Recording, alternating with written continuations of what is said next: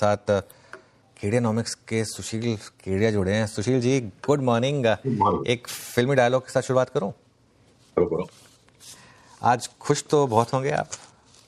देखो, हमें आदत, हम दुखी कभी नहीं होते।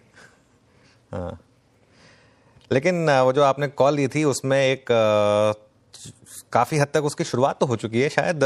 अब ये जो मूव आ रहा है, इसको प्योर काउंटर ट्रेंड रैली माना जाए या एक बहुत बड़े और सुपर ट्रेंड की शुरुआत हो चुकी है? आपके हिसाब से क्या व्यू रहेगा? अभी भी उस पर निर्णायक बात करना अपरिपक्वता हो सकती है। उदाहरण से मैं एक्सप्लेन करूंगा। इन लेवल्स पर भी जब सर चकराने लग गया कि 21,800 900 से 22,000 से आप फ्यूचर्स देखते हो, कैश देखते हो, इंडेक्स का लेवल, वहां से अगर हम 23,800 तक आ गए, ये 17,1800 1900 पॉइंट देखते देखते आ गए, अब क्या करें? तो यहां मान लो इस सवाल का जवाब ढूंढने में हमने ये निकाला कि आईटी के जो स्टॉक्स मन में आए, इंडेक्स के लेवल्स को नजरअंदाज करके अभी भी यहां से लेने के सब में ट्रिगर्स आ रहे हैं। इन्फोसिस का ट्रिगर तो आ जाए है इतनी लेट से, तो फिर आईटी यहां से बढ़े और बैंकों में मोटा करेक्शन आ जाए, तो ये अनिश्चितता हमेशा बनी रहेगी और अनिश्चितता के रूप बदलेंगे। पर अब आपके प्रश्न को अगर मैं आके जोड़ूं, क्या रिलायंस में जो लास्ट लोएस्ट भाव आ गए वो दोबारा लौटने का भय रखता है? मेरे को लगता है 1800 आने के पहले भी लोएस्ट भाव जो आ गए वो नहीं आएंगे। क्या बीपीसीएल के जो लोएस्ट भाव आ गए थे 240 के दोबारा लौटेंगे? एनजीसी के लौटेंगे? कोल इंडिया के लौटेंगे? हिंदुस्तान लीवर या एशियन पेंट्स के लौटेंगे? नहीं लगता है, नहीं लौटेंगे। तो लार्जली स्पीकिंग 22,000 के आसपास का मार्केट बॉटम लगता है। बहुत बड़ी संख्या में स्टॉक्स ऐसे जिनके फाइनल बॉटम लगता है हो चुके हैं, पर फिर भी हो सकता है कि प्राइवेट बैंक्स में, अब मान लीजिए अगर कोटक पे एक अपवाद का व्यू बन रहा है, सेल सिग्नल अभी बना नहीं है, मैं ये नहीं कह रहा हूं अभी अगले आधे घंटे में भेज दो, हो सकता है 2 4 5 दिन लगेंगे, हो सकता है इसको और पोस्टपोन करके हम और 15 दिन बाद करना पड़े। पर लार्जर पैटर्न को देखते हुए लगता है कि कोटक वापस 1500 के भी नीचे चला जाए जो लास्ट 1500 गया था। तो individual stocks with in sectors and with in sectors, सब सेक्टर्स में अभी भी डिसअपॉइंटिंग मूव्स आ सकते हैं। उस एक डिसअपॉइंटमेंट को हम जहां ढूंढ रहे हैं कि प्राइवेट सेक्टर बैंक्स, अगला करेक्शन जो भी आए उसमें प्राइवेट सेक्टर बैंक्स को हम हो सकता है शॉर्ट कर दें और पीएसयू बैंक्स को करेक्शन के बाद दोबारा से बड़ी तेजी के लिए ले लें। तो इसलिए अनुज, हमें सावधान रहते हुए परत दर परत बाजार को लगातार काम करना पड़ेगा।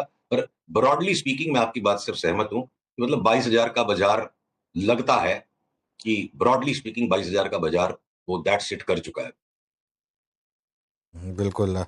और इसको यहाँ से क्या लीड करेगा? क्या रिलायंस लीड करेगा, आईटी लीड करेगा, लार्ज बैंक्स?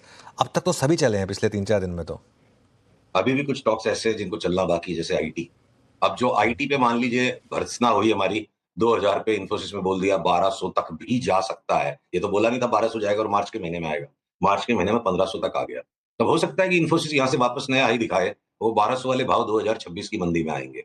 तो एक लीड और लैग आगे पीछे चलते रहेंगे अनुज। बट लार्जली स्पीकिंग देखिए, जो लार्ज कैप स्टॉक्स हैं, रिलायंस जैसे स्टॉक 50% अगर बढ़ जाते हैं, ओएनजीसी जैसे स्टॉक्स जो है large cap but second year में आते हैं, उनमें अगर ऊपर में 70% तक का अपसाइड दिखता है, तो जो छोटे वाले स्टॉक्स है, अभी मैं खाली फ्यूचर्स की लिस्ट की बात कर रहा हूं, कि सेल जैसा स्टॉक यहां से 3 गुना हो जाए, एनएमडीसी 3 गुना हो जाए, तो रेंजेस ऑफ पोटेंशियल रिटर्न्स हैं commensurate to the potential returns, उनकी रिस्क भी उसी अनुपात में ज्यादा है। अब अगर आप, जैसे थोड़ी देर पहले हेल्थ केयर में आपकी बात हो रही थी, तो अगर मैं बोलूं कि अपोलो हॉस्पिटल्स में खाली एक रीबाउंड आएगा और वो पुराने हाई को टेस्ट करेगा, उससे ज्यादा शायद नहीं जाए। पर आपके ये जो डायग्नोस्टिक्स की कंपनियां हैं सारी की सारी, ये सब 70-80% अगर बढ़ जाए, तो अलग अलग साइज के स्टॉक्स सेम सेक्टर में भी अलग अलग टाइप के रिस्क रिवॉर्ड का सेटअप देंगे। तो लीड लैग के बारे में अभी निश्चित तौर पे कहना, और शायद ये लीड लैग टर्म जो है ना कंफ्यूज कर जाएगा, इसलिए मैं उसको अवॉइड करना चाहता हूं। सुशील जी, ये मेटल्स जो शायद 22,000 से लेकर इस 23,800 तक के सफर में सबसे बड़ा कंट्रीब्यूशन दे के भी गए थे, या फिर पहले इंस्टेंस में वही चलना शुरू जो हुए थे, इस पर आप क्यों क्या रखते हैं आप मेटल्स पे? मेटल्स में एक बार जो होना था हो गया, अब यहां से धोखा देंगे ये। ठीक है, 30,000 पे लगा था कि ये 30,000 वाली चाल इनमें शुरू हो गई, पर अब जो चाल जिस तरीके की बनकर आई है, मुनाफा खा के मेटल्स में एक बार ब्रॉडली स्पीकिंग साइड हट जाना चाहिए। और काफी रिटर्न दे चुके हैं ये मेटल्स। जब ठंडे होंगे, थोड़ा बैंक्स ठंडी होंगी, तब आईटी को मौका मिलेगा, तब पीएसयू स्टॉक्स को मौका मिलेगा। तो वो सीता गीता का गेम चलता रहेगा बाजार में, सेक्टर रोटेशंस, रिले रेस जैसे राकेश जी बोलते थे, वो चलेगी। तो मेटल्स में जो सोचा था कि वो फाइनल बॉटम हो गया और यहां से मेटल्स एक तरफा रॉकेट दे देंगे, ऑलरेडी रॉकेट बन गए और लगता नहीं कि फाइनल बॉटम हुआ है, अभी वो कन्विक्शन नहीं आ रहा है मेटल्स की चार्ट पे, तो मैं बोलूंगा टेक प्रॉफिट करके मेटल्स में से लार्जली एक बार निकल जाना चाहिए, फिर देखेंगे दोबारा 10-15% घटने दीजिए, फिर दोबारा देखेंगे। तो प्रॉफिट्स अगर आप बना चुके हैं मेटल्स में तो सुशील जी के मुताबिक आपको वहां से निकलना चाहिए। ये जो 4-5 एनबीएफसीज ने लीड ली थी सुशील जी इस बार, B2, Bajaj finance, Bajaj Finserv, आप श्रीराम फाइनेंस को देखिए, चोला को देखिए, इवन मन्नापुरम, मुथूट को देखिए, गोल्ड के चलते यहां पर भी काफी तेजी आई थी। अब इनका इन पे आपका सेंस क्या कह रहा है? देखिए, बजाज के जो 2 ट्विन्स हैं, वो एक अलग ही प्लैनेट से आए हैं। जैसे वो किताब थी ना, men are from Mars, women are from Venus. Bajaj के स्टॉक से भगवान मालिक के क्या छाप लगी हुई है, ये अलग ही बिहेव करते हैं, इनका स्वैग ही अलग है।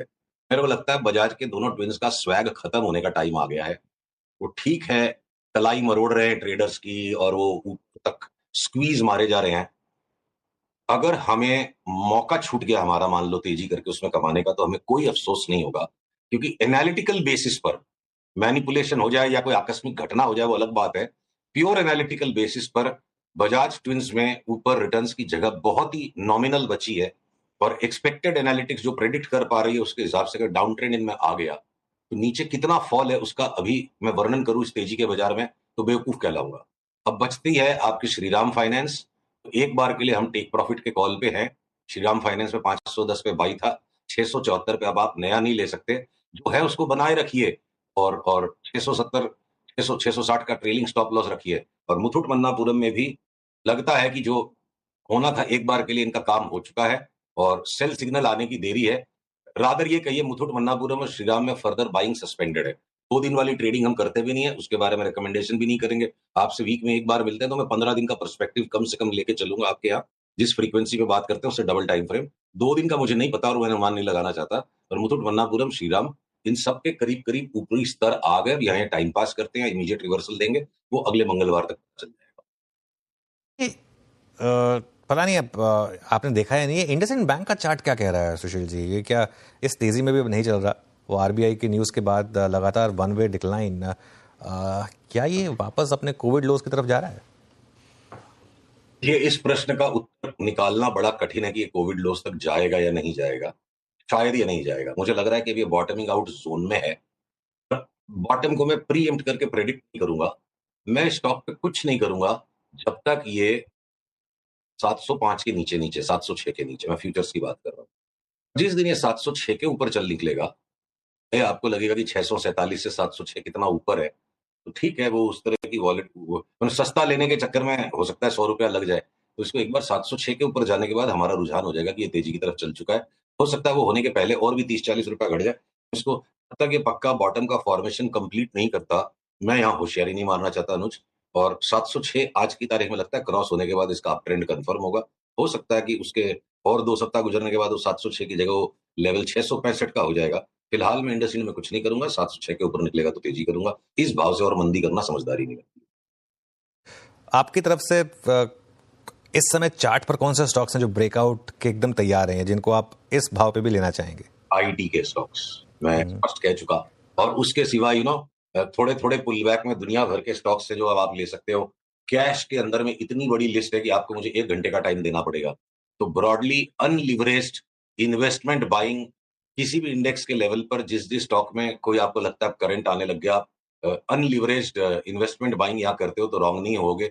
और इस स्टेज पे बाजार के लिवरेज ट्रेडिंग करने वाला आदमी तेजी का व्यू रख करके भी उल्टे सीधे काम करके नुकसान कर सकता है। तो अनलिवरेज ये अभी भी इन्वेस्टमेंट करने का समय है। आई थिंक स्पेकुलेशन के लिए मेंटली बाजार बढ़िया सिचुएशन में होगा जब हम 24,200 के ऊपर होंगे या हम वापस 23,000 पे होंगे। तो एक बार 700-800 पॉइंट का रिस्क है और उस रिस्क को अगले 10-15 दिन में बैंक्स लीड कर सकते हैं। लॉन्ग टर्म कॉल अपनी जगह, साल भर वाला आपको मुझे हर वीक बात करनी है तो 15 दिन का पर्सपेक्टिव है। बैंकों से निकलिए, आईटी के स्टॉक्स लीजिए और इन्वेस्टमेंट करने का मजा लीजिए। सट्टा करने का टाइम बाद में आएगा। कोई शॉर्ट भी है फिर इस समय मार्केट में?